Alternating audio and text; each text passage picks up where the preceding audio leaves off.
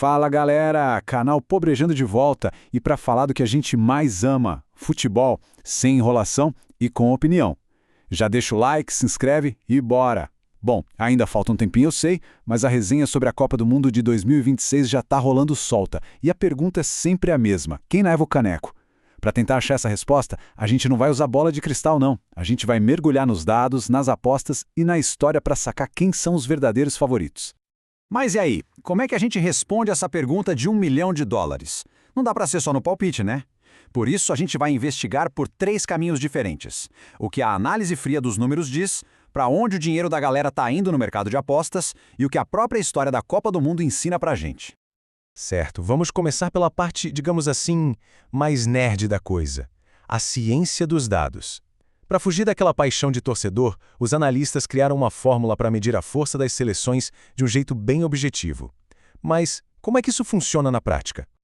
Então é uma combinação bem esperta. Metade da nota vem do valor de mercado de todos os jogadores juntos, o que já dá uma boa ideia do talento bruto que o time tem. A outra metade vem do famoso ranking Elo, que basicamente mede como o time está jogando, os resultados recentes. Juntando essas duas coisas, a gente tem um retrato bem completo da força de cada seleção. E começando o nosso top 5, de baixo para cima, na 5ª posição, os números apontam quem? O Brasil. Mesmo com essa fase de renovação, de troca de técnico, o talento puro dos jogadores é uma coisa que não dá para alegar, né? E é isso que segura a nossa seleção como uma candidata forte. Em 4º lugar, subindo um degrau, aparece Portugal. O que os dados adoram na seleção portuguesa é a quantidade de bons jogadores e a consistência dos resultados nos últimos anos. Isso coloca eles ali, firmes, como uma força para ficar de olho, mesmo que a gente esteja vendo o fim da era Cristiano Ronaldo. E abrindo nosso pódio, com a medalha de bronze, vem a Inglaterra. Pô, os caras têm alguns dos jogadores mais caros do mundo e vem batendo na trave nos últimos torneios. Então, a análise fria dos números mostra que eles são sim uma ameaça real ao título. A medalha de prata, segundo essa fórmula, vai para a Espanha. E aqui tem um ponto que é muito interessante. Apesar de ficar em segundo no ranking geral, eles são o número 1 no ranking Elo, aquele que mede o desempenho. Ou seja, os dados estão dizendo que, na prática, no momento, a Espanha é a seleção que está jogando o melhor futebol do planeta. E o grande favorito, o primeirão da lista dos analistas de dados, é a França. E aí não tem muita surpresa, né? Campeões em 2018, finalistas em 2022, a combinação de um talento absurdo com resultados que falam por si só, coloca eles lá no topo. Mas o que exatamente faz esse time ser tão dominante?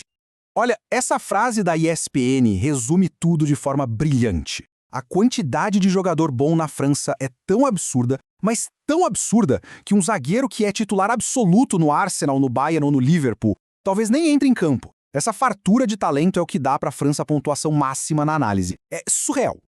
Beleza, já vimos o que a planilha diz, mas e o bolso? Para onde o dinheiro da galera tá indo? Vamos para a segunda perspectiva, o mercado de apostas. Aqui não é uma fórmula que decide, mas sim a chamada sabedoria coletiva, ou seja, o dinheiro de milhares de pessoas apontando para um resultado.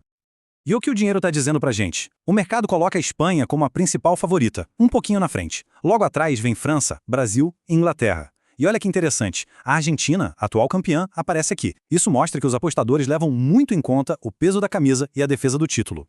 É importante também a gente entender a diferença entre o favorito e o que o pessoal chama de aposta de valor. A Espanha, por exemplo, é a aposta mais segura, mas por isso paga menos. Já um time como a Alemanha, que está mais atrás na lista, é vista como mais arriscada, claro, mas se ganhar, dá um retorno muito maior para quem resolveu acreditar na força daquela camisa. E finalmente, vamos olhar para a nossa terceira e última pista, a história. Porque em Copa do Mundo, meu amigo, o passado não é só passado. Ele tem um peso gigantesco e revela alguns padrões que nem os dados, nem as apostas conseguem prever. Pensa só nisso aqui. Em mais de 90 anos de história, só 8 países diferentes já levantaram a taça da Copa do Mundo. Isso mesmo, apenas 8. Ganhar esse torneio é fazer parte de um clube muito, mas muito exclusivo. E a história mostra como é difícil entrar para esse grupo. E isso já puxa uma outra pergunta muito importante, principalmente para a Argentina. Eles são os atuais campeões, estão defendendo o título, mas o quão provável é ganhar 2 vezes seguidas? A história tem uma resposta bem clara para isso. O fato é impressionante. Faz mais de 60 anos que uma seleção não consegue ser bicampeã mundial. A última foi o Brasil de Pelé, lá em 1962. Esse é um dado histórico muito forte e que joga contra as chances da Argentina, mostrando o tamanho do desafio que eles têm pela frente. Certo. A gente já viu os dados, o dinheiro e a história. Agora vamos para o confronto final. Vamos colocar as duas listas principais, a dos analistas e a dos apostadores, uma do lado da outra para a gente ver onde elas concordam e, mais importante ainda, onde elas discordam. E tá aí o nosso ringue. Olhando lado a lado, a gente vê que tem muita coisa em comum. França, Espanha, Inglaterra e Brasil estão no topo das duas listas, formando um claro grupo de elite. As grandes diferenças estão nas pontas. Os analistas amam o talento de Portugal, enquanto os apostadores mostram mais fé na Argentina. Então, para resumir a ópera, existe um consenso claro sobre um quarteto de ferro. A grande discussão é sobre o quinto candidato. A análise dos dados aponta para a força de Portugal, enquanto o mercado de apostas respeita a tradição e o título recente da Argentina, que talvez tenham Messi em sua última dança. E isso deixa a gente com uma reflexão final, né? Com tanta ferramenta de análise, tanto dado, tanto mercado, será que a Copa do Mundo se tornou um evento previsível? Ou será que essa certeza toda é o cenário perfeito para uma surpresa, uma zebra, um momento de pura magia mudar tudo? A resposta a gente só vai ter lá em 2026. Comenta aqui embaixo e compartilha. Aqui é o Pobrejando, futebol raiz, resenha sincera e opinião sem filtro. Até a próxima!